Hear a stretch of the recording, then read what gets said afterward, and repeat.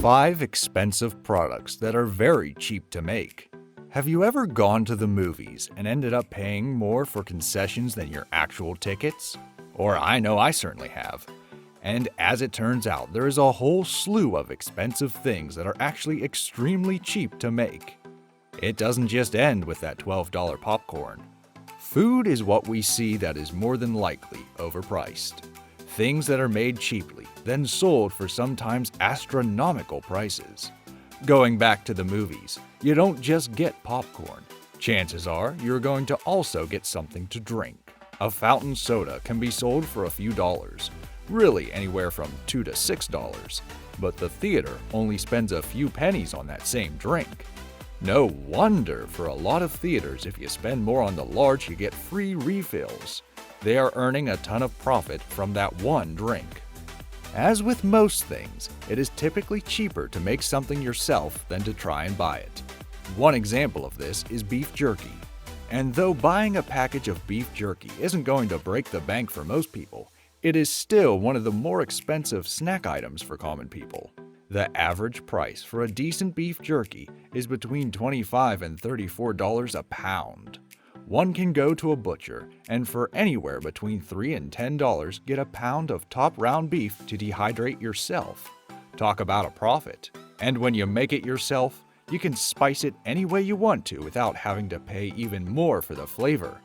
So if you are a jerky connoisseur, I'd say invest in a dehydrator and make it yourself.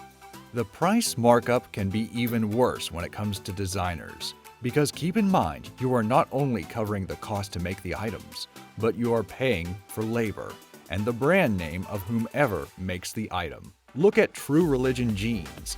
These pants can cost you up to $500, and they cost as little as $50 to make. Each pair of jeans are marked up at least 260%, and the majority of the cost is coming from the logo on the jeans themselves. Even though they are cheap to make, the company sells them for luxury prices. It is one thing if you can afford the luxury item markups, like the famous tennis player Serena Williams. For one of her multiple wedding gowns, she splurged on a $3.5 million gown designed by Sarah Burton, who designed other gowns like Kate Middleton's wedding gown. With these dresses, women will spend hundreds of thousands of dollars on a dress that costs maybe $1,000 to make. Now, I know that not every person has the skill or equipment to make a wedding dress, but that price tag seems a little dramatic. But it is a possibility that you can't see just how much these items are marked up due to the fact that eyeglasses have become so expensive. There is over a 300% markup on prescription glasses. Most of the time, if you choose to go to a smaller family-owned business, the glasses are still going to be expensive, but not nearly as much as if you went to a larger chain corporation like LensCrafters. But oftentimes, eyeglasses are so expensive because of the lack of non-designer frames available. You can find Gucci frames that will cost $400, but don't forget the markup on the actual glass lenses that you'll need to see. Let's just hope that you have decent vision insurance.